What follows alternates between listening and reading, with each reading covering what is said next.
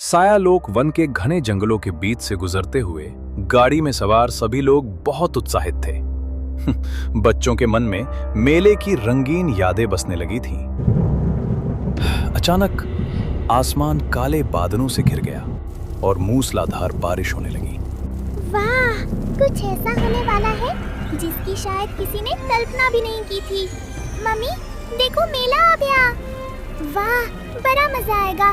मैं तो बहुत सारे खिलौने लूंगी। जल्दी चलो ना मम्मी। मैं तो सबसे पहले एक सुंदर सा छाता खरीदूंगी।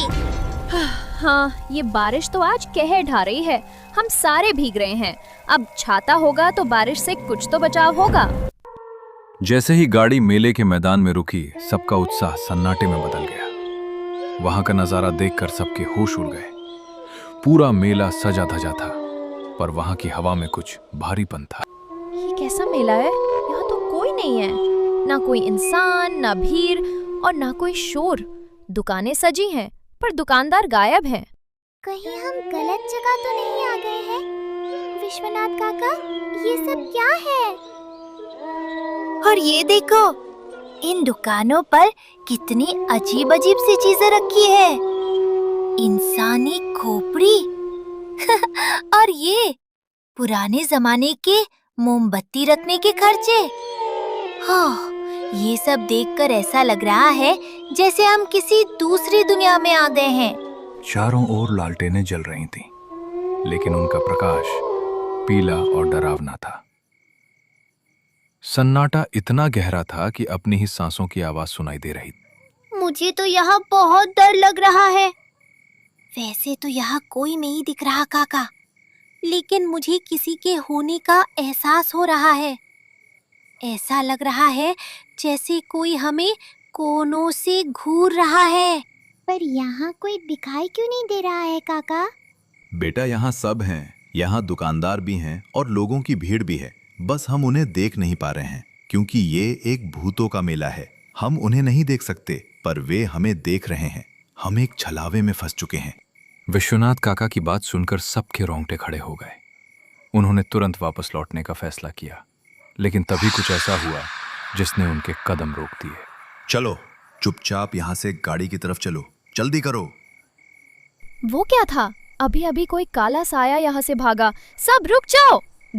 मुझे लगता है हम में से कोई यहाँ से बचकर नहीं जा पाएगा। उनका खेल शुरू हो गया है। तुम डराओ मत आर्या, भगवान पे भरोसा रखो। प्रार्थना करो कि हम सही सलामत घर पहुंच जाएं। तभी उनके पीछे से अचानक बहुत सारे लोगों के बात करने और चलने की आवाजें आने लगीं। जैसे ही वे पीछे मुड़े, नजारा देखकर उनके प्राण सूख गए। हे भगवान, ये क्या है? पूरा मेला लोगों से भर गया, पर ये लोग इंसान नहीं हैं। देखो, दुकानों पर भी लोग बैठ गए हैं, पर किसी दुकान पर कंकाल सामान बेच रहा है, तो कहीं कोई राक्षस और पिशाच जैसा जीव है। ये सब भटकती आत्माएं हैं। सब लोग बदहवास होकर गाड़ी में बैठे और तेजी से वहां से निकलने की कोशिश करने लगे, लेकिन जंगल का रास्ता जैसे खत्म ही नहीं हो रहा था। काका, ये कैसा छलावा है? अब हम क्या करें? अदिति, जो हमने अभी देखा वो सच है। वे सब यही हैं, पर अदृश्य हैं। वे हमें यहाँ से जाने नहीं देंगे। मुझे अब समझ आ रहा है, वो बूढ़ी औरत जो हमें कब्रिस्तान के पास मिली थी, वो भी एक छलावा थी। उसी ने हमें इस रास्ते पर भेजा था। तो क्या हम मर जाएंगे? कोशिश जारी रखो। अगर हम इस छलावे से बाहर निकल गए तो ठीक, वरना आज कोई जिंदा नहीं बचेगा। जल्दी गाड़ी चलाओ। काफी देर तक गाड़ी चलाने के बाद भी वे फिर से उसी डरावने मेले के गेट पर आकर रुक गए। रास्ता उन्हें बार बार वहीं वापस ला रहा था। नहीं काका, हम घूम फिर फिर से उसी जगह आ गए हैं। इस छलावे से बचने का क्या कोई रास्ता नहीं है? हाँ, एक रास्ता है। अगर ये बारिश बंद हो जाए तो हम बच सकते हैं। ये छलावा सिर्फ बारिश में ही दिखाई देता है और काम करता है। इसीलिए जब बारिश शुरू हुई थी तो मैं डर गया था। अचानक अंधेरे से निकलकर भयानक आकृतियां गाड़ी को चारों तरफ से घेरने लगी। उनकी आंखों में नफरत, गुस्सा और भूख थी। वे धीरे धीरे गाड़ी की तरफ बढ़ रही थी। वे आ रहे हैं काका, वे हमें मार डालेंगे। रक्षा करना। देखो, बारिश रुक गई।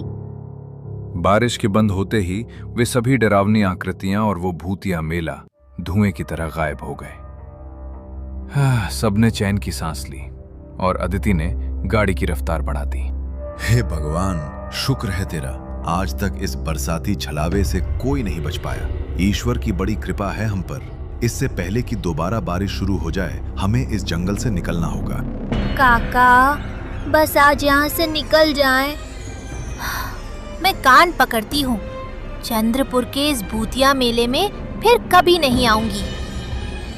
बारिश थम चुकी थी और मेला ओझल हो गया था, लेकिन अंधेरा अब भी घना था। अदिति ने गाड़ी की रफ्तार बढ़ा दी थी, पर सड़क पर बिछी कीचड़ गाड़ी को बार बार अनियंत्रित कर रही थी। गाड़ी की हेडलाइट की रोशनी जहां तक जा रही थी, वहां सिर्फ ऊंचे पेड़ और धुंध दिखाई दे रही थी। काका, हम करीब आधे घंटे से गाड़ी चला रहे हैं, पर ये जंगल खत्म होने का नाम क्यों नहीं ले रहा? कायदे से तो हमें अब तक मुख्य सड़क पर होना चाहिए था। सावधान रहना अदिति, छलावा खत्म हुआ है, पर हम अभी भी उन्हीं की सीमा में हैं। गाड़ी मत रोकना, चाहे कुछ भी हो जाए। मम्मी, देखो। सड़क के किनारे वही बूढ़ी औरत बैठी है जो कब्रिस्तान के पास मिली थी। जैसे ही समीक्षा ने इशारा किया, सबकी नजरें सड़क के किनारे जमी। वही सफेद बालों वाली बुढ़िया फटे पुराने कपड़ों में एक पेड़ के नीचे बैठी अपनी लकड़ी की लाठी से जमीन कुरेद रही थी। जैसे ही गाड़ी उसके पास से गुजरी, उसने सिर उठाकर एक डरावनी मुस्कान दी। उसकी आंखें, काका, उसकी आंखें चमक रही है। वो हमारी तरफ देखकर हंस रही है। अदिति, शीशे मत गिराना और पीछे मुड़कर मत देखना। वो हमें भ्रमित करने की कोशिश कर रही है। नहीं नहीं, अभी नहीं। गाड़ी बंद हो गई।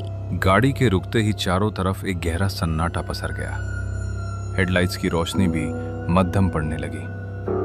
तभी गाड़ी की छत पर धप से किसी के गिरने की आवाज आई। ऐसा लगा जैसे कोई भारी चीज ऊपर से कूदी हो।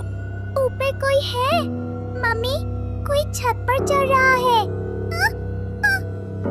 हनुमान चालीसा का पाठ शुरू करो बच्चों, घबराना नहीं। कहाँ जा रहे हो बेटी? अभी तो मेला खत्म नहीं हुआ। तुम सबको तो अभी झूला झूलना है। बुढ़िया की आवाज किसी टूटे हुए ढोल जैसी थी।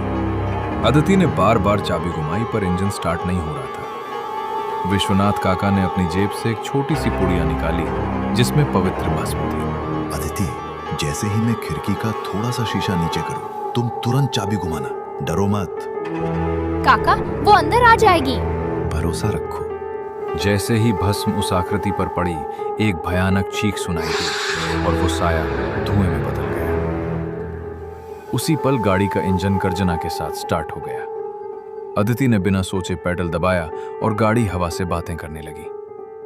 कुछ मील बाद उन्हें दूर एक बिजली का खंभा और कुछ घरों की लाइटें दिखाई दी। काका, देखो, वो रहा रीठेरी गांव का बोर्ड। हम बच गए। भगवान का लाख लाख शुक्र है, आज जिंदगी की सबसे लंबी रात थी। गांव की सीमा में घुसते ही हम सुरक्षित हैं, लेकिन याद रखना, कुछ राज दफन ही अच्छे होते हैं। इस मेले की बात आज के बाद कभी मत करना।